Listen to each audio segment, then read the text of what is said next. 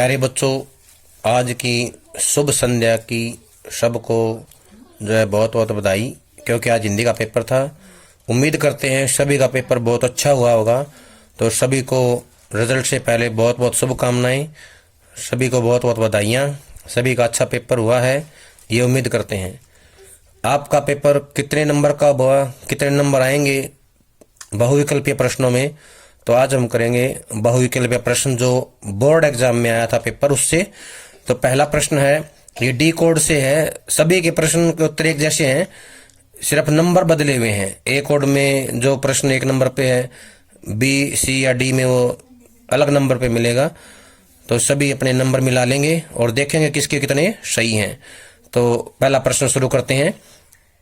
अपठित जो है ये काव्यांश है, अपठित काव्यांश। डी कोड में पहला प्रश्न अपठित काव्यांश दिया गया है। तो सभी देखें, वैसे पढ़ा हुआ सभी ने, फिर एक बार दोबारा सुन लें। जागो फिर एक बार समर अमर कर प्राण, गान गाए महासिंधु से सिंधु नद तीरवासी, सैंधव तुरंगों पर चतुरंग चमू संग, सवा सवा लाख पर एक को चढ़ाऊं, गोविंद सिंह निज नाम जब कहाऊंगा। किसने सुनाया यह वीर जनमोहन अति, दुर्जय संग्राम राग, फाग का खेला रण, 12 महीनों में शेरों की मांद में आया है आज शयार। ये था हमारा काव्यांश। इसमें पहला प्रश्न है, शयार किसके लिए प्रयुक्त हुआ है? ऑप्शन 1 में दिया हुआ है शया, 2 में दिया हुआ है विदेशी आक्रमणकारी, 3 में है भारतीय जवान, 4 में है सिंधु देश के वीर। तो इसका आएगा विदेशी आक्रमणकारी। पहले प्रश्न का उत्तर है विदेशी आक्रमणकारी। अगला प्रश्न है, किसको जागृत किया गया है? अंग्रेजों को, भारतवासियों को, शेरों को, वीरों को? तो इसमें आएगा वीरों को। जो हमारे वीर जवान हैं, योद्धा हैं, जो क्रांतिकारी हैं, उनको जो है यहाँ पे जागृत किया गया है। देश के लिए जो अपने प्राण न्यौछावर करने के में सक्षम है, योग्य हैं, उनके लिए प्रयोग किया गया है ये जागृत शब्द। वीरों को जागृत किया गया है। सिंधु नद तीरवासी किसे कहा गया है? भारतीयों को, कश्मीर वासियों को, बांग्लादेश वासियों को, वीरों को? तो इसमें आएगा सिंधु नद तीरवासी भारतीयों को कहा गया है। भारतीयों को सिंधु नद तीरवासी कहा गया है। चतुरंग चमू का अर्थ है 4 रंग का चतुर्व्यक्ति, चतुरंगिनी सेना, 4 घोड़े। तो इसका उत्तर आएगा चतुरंगिनी सेना। चतुरंगिनी सेना को जो है चतुरंग चमू कहा गया है। तीसरा जो इसका उत्तर है। अगला प्रश्न है, सैंधव तुरंगों का अर्थ है सेंध्या नमक, सिंधु की लहर, सिंधु देश के घोड़े, सिंधु नदी का सौंदर्य। तो इसका आएगा सिंधु देश के घोड़े। इसका सही उत्तर है सिंधु देश के घोड़े। इसकी अथवा में दिया गया काव्यांश है, ये सबसे आसान है और इसमें लगभग सभी के उत्तर ठीक आएंगे जिन्हें थोड़ा सा ध्यान दिया है। ये है पैरा या काव्यांश, धारण करना धैर्य विपद में। विपद होता विपत्ति, विपत्ति में धैर्य धारण करना चाहिए। अरु उन्नति में क्षमा प्रदान, उन्नति में जो है क्षमा प्रदान करनी चाहिए। और सभा में वाक चातुरी, सभा में जो है बोलने की कला आनी चाहिए। सम्रांगण में शौर्य महान, युद्ध में शौर्य दिखाना चाहिए। गुरुपद नति, सिर की शोभा, और सिर की सुंदरता या सिर की जो शोभा है वो गुरु के चरणों में शीश का झुकना है। और हाथ की शोभा दान, और हाथ की शोभा जो है दान है। सत्य वचन मुख की शोभा, सच बोलना मुख की शोभा है। भुजदंडों की शौर्य महान, और बाजुओं की ताकत जो है शौर्य है। उर की शोभा स्वच्छ वृत्ति, हृदय की स्वच्छ वृत्ति शोभा है। शस्त्र श्रवण कानों की दिव्य, और शास्त्रों के बारे में सुनना, अच्छे अच्छे वचन सुनना कानों की शोभा है। सुजनों के ऐश्वर्य बिना भी है ये प्रिय आभूषण भव्य, और सुजनों के बिना जो ये सब कुछ ऐश्वर्य जो है आभूषण जो है जितने भी हैं ये सारे बेकार हैं। सुंदर सुंदर आभूषण भी कोई काम के नहीं है। अब है प्रश्न नंबर 1, दान देना किसकी शोभा है? राजा की, दानी की, हृदय की, हस्त की। तो इसमें आएगा हस्त की। हस्त का मतलब तो हाथ होता है, पहले पैरे में आया था ना, हस्त की जगह हाथ, तो इसका उत्तर आएगा हस्त की शोभा। विपत्ति में क्या करना चाहिए? धैर्य धारण करना चाहिए, ये इसका उत्तर है। ऑप्शन दिए मुकाबला, भागना, चिंतन, ये इसके कोई ऑप्शन नहीं है, तो धैर्य धारण करना इसका सही उत्तर है।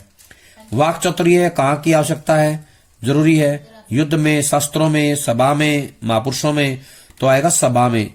सभा में जो है बोलने की कला आनी चाहिए, ये इसका उत्तर है। अगला प्रश्न है, शीश की शोभा किसमें है? समर्पण में, ऊंचा उठाने में, गुरु के चरणों में झुकने में, मुकुट धारण करने में। तो इसका आएगा गुरु के चरणों में झुकने में, ये इसका उत्तर है। हृदय की शोभा किसमें है? शास्त्र श्रवण में, स्वच्छ वृत्ति में, महान शौर्य में, भव्य आभूषणों में। तो इसका आएगा हृदय की शोभा स्वच्छ वृत्ति में है, स्वच्छ वृत्ति इसका उत्तर है। आगे है पठित गद्यांश। जल जीवन का आधार है। मनुष्य बिना भोजन के कुछ दिन, बिना जल के कुछ घंटे और बिना वायु के कुछ मिनटों तक ही जीवित रह सकता है। मनुष्य के जीवन में जल का विशेष महत्व है। जल की उपयोगिता अनेक कामों में होती है, जैसे घरेलू काम, सिंचाई और औद्योगिक कामों में इसकी विशेष भूमिका रहती है। जल प्रदूषित न हो, इसके प्रति हम सभी को कठोरता से सचेत और जागरूक रहना चाहिए। प्रदूषित जल में अनेक प्रकार के स्वास्थ्य रोधक जीवाणु होते हैं जो प्रत्यक्ष या अप्रत्यक्ष रूप से शारीरिक रोग के कारण बनते हैं। जल का कभी भी अपव्यय नहीं होना चाहिए। जल अपने में स्वयं एक पोषक पदार्थ है, साथ ही यह अनेक पोषक तत्वों का वाहक भी है। जल की उपयोगिता को ध्यान में रखते हुए उसकी सफाई और उसके दुरुपयोग को रोकना हम सभी का नैतिक कर्तव्य होता है। जल अपने आप में एक पोषक पदार्थ है। ऑप्शन दिए हुए हैं, ये सत्य है, असत्य है, अर्ध सत्य है, उपरोक्त सभी। तो इसका उत्तर आएगा सत्य है। जल एक पोषक है पदार्थ, इसका उत्तर आएगा पहला, सत्य है। ये कथन सत्य है। किसके बिना मनुष्य कुछ मिनट ही जीवित रह सकता है? भोजन, जल, वायु, समाज। तो इसका आएगा वायु। वायु के बिना कुछ मिनट रहेगा। जल की उपयोगिता कहाँ कहाँ होती है? गृह कार्य में, खेती बाड़ी में, उद्योग धंधों में, उपयुक्त सभी। तो इसका आएगा उपयुक्त सभी। यहाँ अपव्यय का क्या अर्थ है? खर्च करना, बचाना, आवश्यकता से अधिक खर्च करना, खरीदना। तो इसका आएगा आवश्यकता से अधिक खर्च करना, ये इसका आएगा आवश्यकता से अधिक खर्च करना। जल की उपयोगिता के लिए क्या करें? दुरुपयोग रोकें, सदुपयोग रोकें, अपव्यय रोकें, प्रयोग न करें। तो इसका आएगा दुरुपयोग रोकें। जल का दुरुपयोग नहीं करना चाहिए। गद्य खंड से प्रश्न है, पुराने कवि किस पेड़ में दोलाओं को लगा देखना चाहते थे? शीरीष, आम, अशोक, बकुल। तो इसका आएगा बकुल। बकुल के पेड़ में लगा देखना चाहते थे, ये इसका उत्तर है। लक्ष्मण का विवाह किस गांव में हुआ? जूसी, हंडिया, श्योपुर, महिसादल। तो इसका आएगा हंडिया में। बाजार दर्शन पाठ में फिजूल सामान को फिजूल समझने वाले लोगों को क्या कहा गया है? मूर्ख, संयमी, बुद्धिमान, मितव्ययी। तो इसका आएगा संयमी। काले मेघ का पानी दे पाठ के लेखक बचपन से ही कैसे संस्कार के थे? जैनी, सनातनी, आर्य समाजी, नास्तिक। इसका आएगा आर्य समाजी। पहलवान की ढोलक पाठ में परिस्थिति को ताड़ने की एक विशेष बुद्धि किसमें बताई है? कुत्तों में, सेवकों में, पहलवान में, ढोलक में। तो इसका कुत्तों में। गद्य खंड के आधार पे हैं। बादल राग कविता में आतंक अंक पर कौन कांप रहे हैं? पौधे, किसान, धनी, बादल। तो इसका आएगा धनी। थकापंथी क्या सोचकर जल्दी जल्दी चलता है? बच्चे प्रतीक्षा कर रहे हैं, मंजिल दूर नहीं है, भूख लगी है, थका हुआ है। तो इसका आएगा मंजिल दूर नहीं है। पतंग कविता में लाल सवेरा कैसा कहा गया? खरगोश की आंखों जैसा, उजाला, कपास जैसा चमकीला। तो इसका आएगा खरगोश की आंखों जैसा। पर्दे पर कीमत चीज क्या है? कीमती चीज चित्र है, अभिनय है, शिक्षा है, वक्त। तो इसका आएगा वक्त। उषा का जादू किस से टूटने की बात कही गई है? लाल केसर, बोर के नभ से, सूर्योदय से, उपयुक्त सभी। तो इसका आएगा सूर्योदय से। सूर्योदय इसका उत्तर है। अभिव्यक्ति माध्यम के हैं। रेडियो नाटक किस प्रकार का माध्यम है? श्रव्य, दृश्य, दृश्य श्रव्य, इनमें कोई नहीं। तो आएगा श्रव्य। भारत में गोवा में सबसे पहले छापा खाना कब लगा? 1546 में, 1556 में, 1566 में, 1576 में। 1556 आएगा इसका उत्तर, 1556। भारत की पहली साइट कौन सी है? सीफी, इंडिया इन्फोलाइन, रेडिफ, तहलका। तो आएगा रिडिफ। रिडिफ जो है पहली साइट है। किसी समाचार संगठन के लिए एक निश्चित मानदेय पर काम करने वाले पत्रकार को क्या कहते हैं? पूर्णकालिक, अंशकालिक, फ्रीलांसर, उपयुक्त सभी। तो आएगा अंशकालिक। 6 ककारों में क्या आता है? क्या, कब, कौन, कहाँ, क्यों, कैसे। उपयुक्त सभी। तो इसका उत्तर आएगा उपयुक्त सभी। अब वितांशे हैं। अतीत में दबे पांव पाठ में बौद्ध स्तूप कितने फुट ऊंचा था? 5, 15, 25, 35। तो इसका आएगा 25 फुट। यशोधर बाबू खुश होते हुए झेपे और झेपते हुए खुश हुए, यह अदा किसे सीखी? पत्नी से, किसंदा से, पंत जी से, चड्डा से। तो इसका आएगा किसंदा से। यशोधर बाबू दफ्तर में लौटते हुए रोज कैसे मंदिर जाते थे? कौन से मंदिर जाते थे? शंकराचार्य मंदिर, राधा कृष्ण मंदिर, श्री राम मंदिर, बिड़ला मंदिर। तो इसका आएगा बिड़ला मंदिर।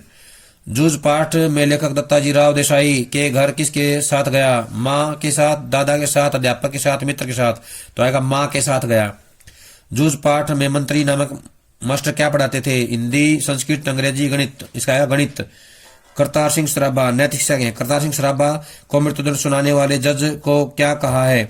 आपका धन्यवाद, निर्णय गलत है, भारत माता की जय, पुनः विचार कीजिए। तो इसका आएगा आपका धन्यवाद। मानव कल्याण हेतु शुभ चिंतन करने वाले को वेदों में क्या कहा गया है? ऋषि, मानव, दानव, देव। आएगा ऋषि। सन 1965 में के युद्ध में पाकिस्तान ने पैटर्न टैंक किस देश से लिए थे? रूस, जर्मनी, अमेरिका, चीन। तो इसका आएगा अमेरिका। अमेरिका उत्तर है। दुर्गा भाभी का जन्म कहाँ हुआ? लखनऊ, इलाहाबाद, लाहौर, गाजियाबाद। इसका आएगा इलाहाबाद। अगला है सन 1850 में मदनलाल ढींगरा का परिवार शाहीवाल छोड़कर कहाँ आ गया? फिरोजपुर, पेशावर, अमृतसर, लाहौर। तो इसका आएगा अमृतसर आ गया। व्याकरण के आधार पे प्रश्न है। आशीर्वाद का संधि विच्छेद? आशीष जमावाद, आशीर जमावाद, आशीष जमावाद, आशीवाह जमा द। तो इसका आएगा आशीष जमावाद। पहला इसका उत्तर है आशीष जमावाद। दुह जमातर का संधि है दुहतर, दुस्तर, दुस्तर, दुस्तर। इसका आएगा डी। 4 नंबर ऑप्शन जो है इसका सही है। दुस्तर सड़क वाला शहर जो होता है ये सही उत्तर है। नीलकंठ में समास कौन सा है? बहुब्री, दवंदव, द्विगु, अवयवी। अब यही इसमें आएगा बहुब्री समास। नीलकंठ में बहुब्री समास है। वाक्य शुद्ध कीजिए। कृपया करके शांत रहिए, कृपया शांत रहिए, कृपया शांत रहिए। तो है कृपया शांत रहिए। तो इसका आएगा पूरे पै वाला। हमेशा कृपया में पूरा पै आता है। तो ये 4 नंबर जो है कृपया शांत रहिए, ये सही उत्तर है इसका। अगला प्रश्न है वाक्य शुद्ध कीजिए। यह रचना उद्देश्यपूर्ण है, यह रचना स्वदेश्य है, यह रचना स्वदेश्यपूर्ण है, यह रचना उद्देश्य सहित है। तो इसका आएगा उत्तर 3। यह रचना स्वदेश्य पूर्ण है, ये सही उत्तर है। यह रचना स्वदेश्य पूर्ण है। प्यारे बच्चों, ये थे एमसीक्यू बोर्ड में आए हुए पेपर के। सभी अपने अपने मिला लेंगे किसके कितने एमसीक्यू सही हैं, और जिसके जितने ज्यादा सही हैं या जिसके जितने भी सही हैं वो वीडियो को सुन करके देख करके अंत में जो है कमेंट करें किसके कितने नंबर सही हैं। अच्छी लगे तो और बच्चों के पास शेयर करें ताकि और बच्चे अपने आंसर मिला सकें और बच्चे कंफर्म कर सकें कि 40 में से उनके उत्तर कितने सही हैं। तो सभी इस बात का ध्यान दें, शेयर जरूर करना है, लाइक करना है, सब्सक्राइब करना है और इसको ज्यादा से ज्यादा शेयर करें ताकि बच्चे जो है आज ही अपने 40 में से कितने नंबर सही हैं ये कंफर्म कर पाएं। और जो कंफर्म कर लेते हैं वो ये बताएं कि 40 में से कमेंट करके कितने सही हैं। सभी का बहुत बहुत धन्यवाद।